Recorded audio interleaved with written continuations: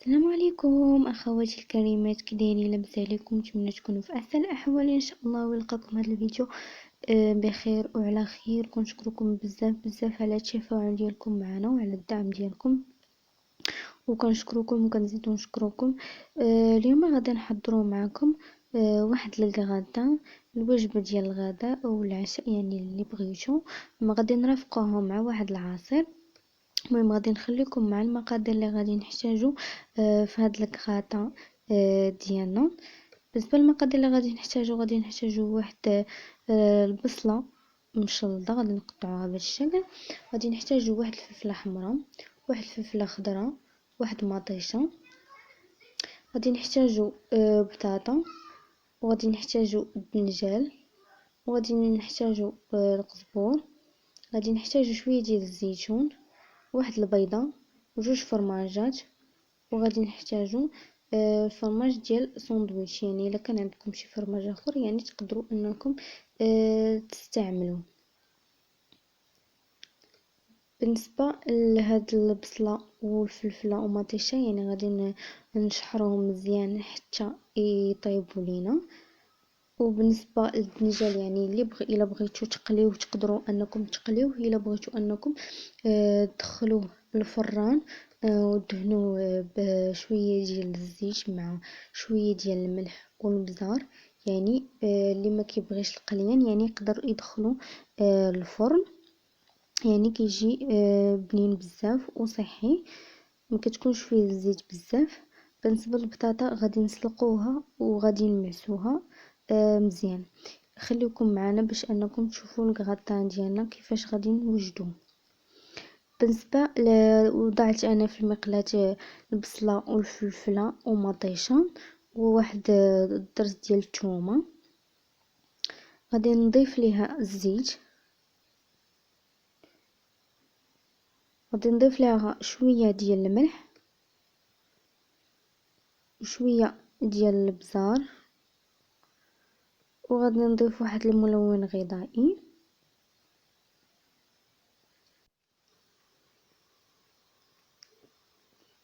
غادي نضيف شويه ديال الملون الغذائي بهذا الشكل.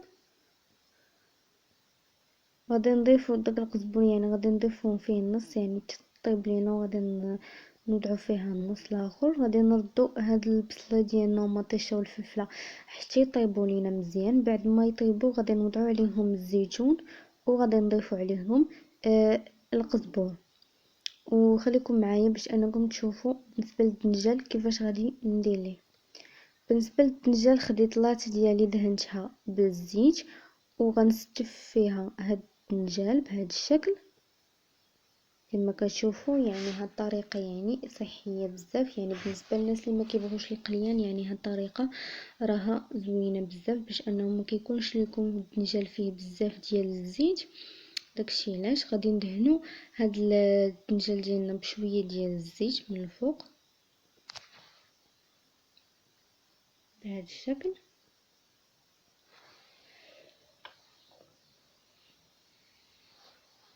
وغادي ندردرو عليهم شويه ديال الملح وشويه ديال الابزار، وغادي ندخلوهم الفرن باش انهم يطيبوا لينا. غادي ندير شويه ديال الملح وشويه ديال الابزار وصافي. غادي ندخلهم الفرن وخليكم معنا. من بعد ما سلقنا البطاطا غادي نمعسوها بهذا الشكل.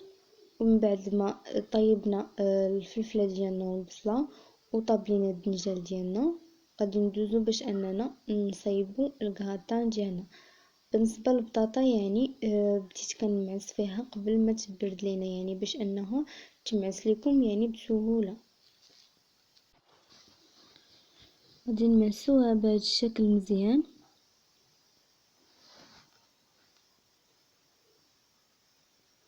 يعني حتى تتبان لكم البطاطا ديالكم تمعسات كلها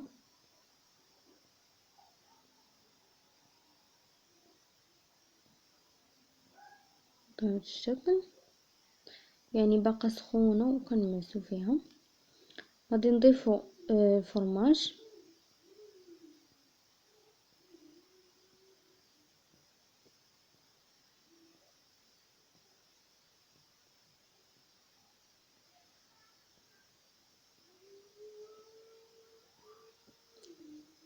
غادي نضيفو بيضة،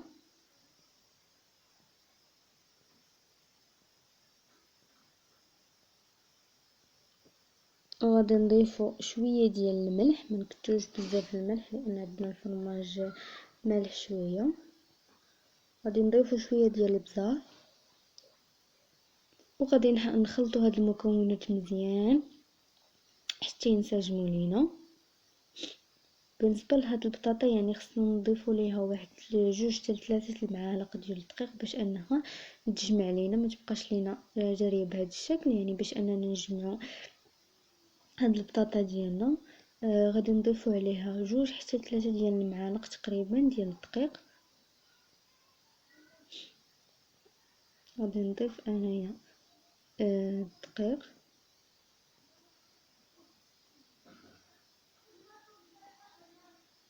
وغادي نخلطوه مزيان حتى تجمع لينا البطاطا ديالنا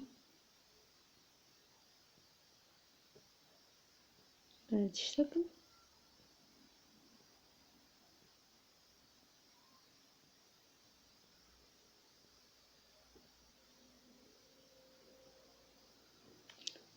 غادي نزيد واحد معلقه ديال الدقيق حيت مازال ما تجمعش ليا البطاطا ديالي مزيان، يعني كما قلت لكم 2 حتى 3 ديال المعالق.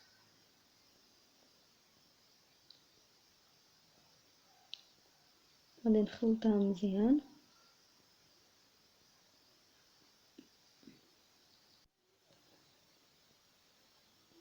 من بعد ما نخلطوها مزيان غادي نوجدوا المول اللي غادي نطيب نديرو فيها الكغطان ديالنا.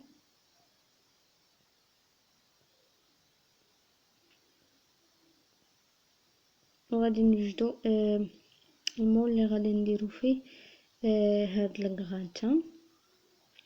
خليكم معنا ما تمشيو فين باش انكم تشوفوا الطبق النهائي في الاخر كيفاش غادي نديرو هاد الكغطان ديالنا.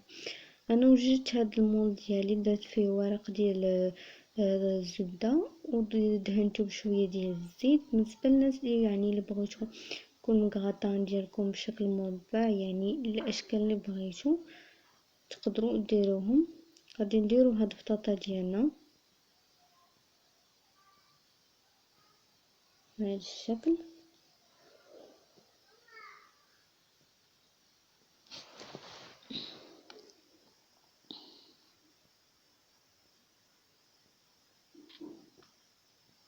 يعني هاد الكغطان كيجي رائع بزاف بزاف، يعني بلا ما ديروا انكم ديروا فيه لا دجاج لا لحم لا والو، يعني طريقه اقتصاديه بزاف.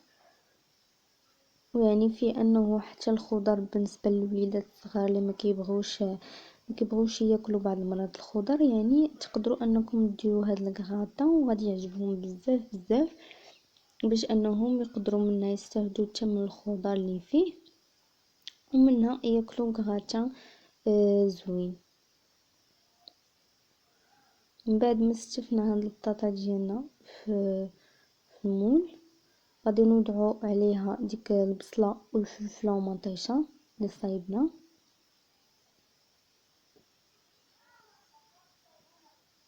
بهذا الشكل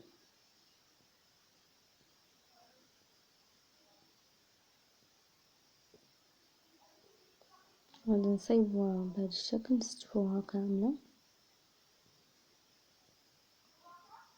وغادي نوضعوا فوق منها داك الدنجال اللي حتى هو حضرناه. غادي نستفوه فيها بهذا الشكل. يعني كما قلت لكم راه كتجي بنينه بزاف، وكنصحكم انكم تجربوا هاد الكغطا، يعني كيجي لذيذ ورائع.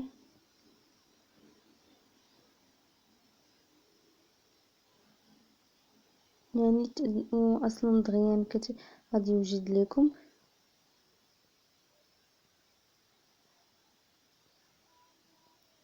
من بعد ما استفنا الدنجال ديالنا غادي ناخدو لاصوص بيشاميل اللي ديجا انني صايبتها درت فيها شويه ديال الزبده وشويه ديال الدقيق والحليب وشويه ديال الملح والابزار. باش انني صيبت هاد لاصوص بيشاميل، يعني كتجي خاطره شويه. غادي نضيفها فوق داك الدنجال.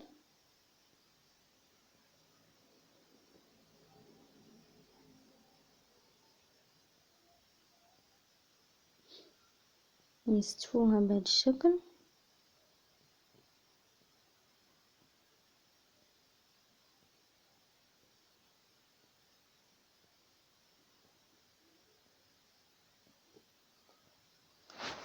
يعني حتى نستفو هذيك لاصوص بيشاميل كامله.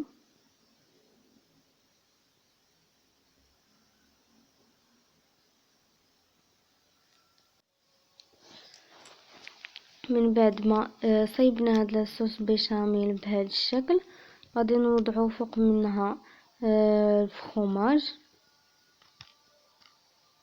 ديال الساندويتش.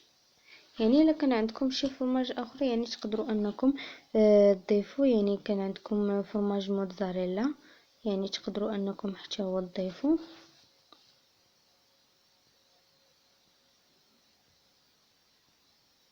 يعني حتى هذا كيجي لذيذ حتى هو زوين بزاف.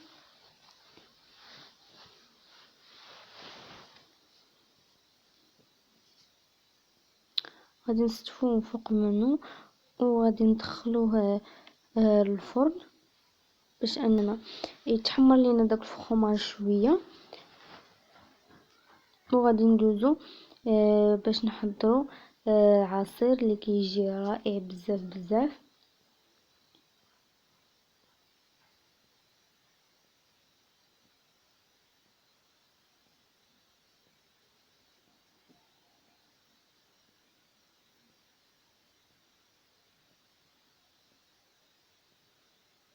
يعني من بعد ما استفنا هاد الفرماج ديالنا غادي ندخلو الكغاطان ديالنا للفرن حتى يطيب لينا.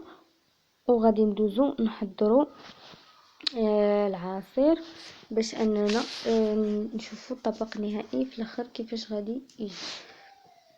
بالنسبه للعصير ديالنا غادي نحتاجو فيه واحد جوج ديال البنانات، وغادي نحتاجو واحد 5 ليمونات صغار. يعني الا كان عندكم ليمون كبير تقدروا انكم تضيفوا غير جوج ليمونات كبار. يعني انا عندي غير هاد الليمون صغير ضفت 5 ديال الليمونات.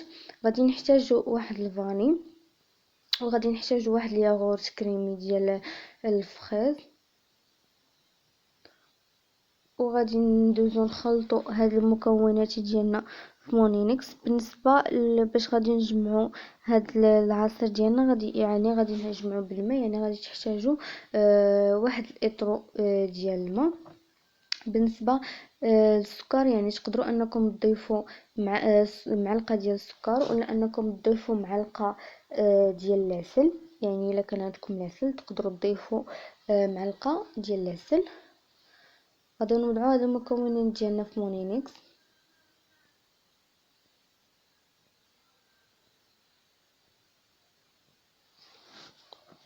غادي نضيفوا عليهم الياغورت.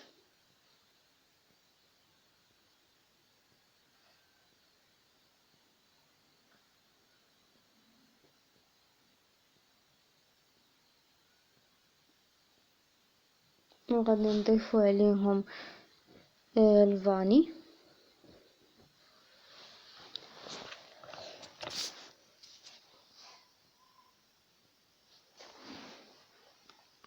انا غادي نضيف من بعد واحد المعلقه ديال سكر سنيده.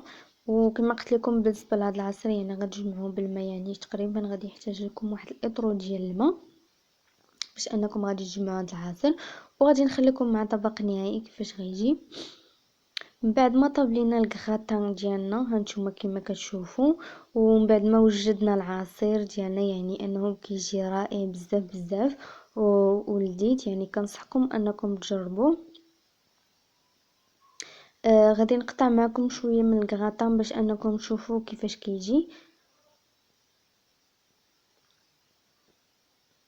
يعني كيجي لذيذ بزاف بزاف وكنصحكم انكم تجربوه. وكنشكركم بزاف بزاف على التفاعل ديالكم معنا وعلى الدعم ديالكم. وما تنساوش من الدعم ديالكم، وما تنساوش الناس ما تضغطوش على زر الاشتراك وتفعلوا الجرس باش يطلع لكم كل جديد ان شاء الله. ونتمنى نكونوا عند الحسن الظن ديالكم ان شاء الله. وان شاء الله انكم تجربوا هاد الغدا، يعني كيجي لذيذ بزاف بزاف غترافقوه مع داك العصير. وكنشكركم بزاف وبصحة والراحة.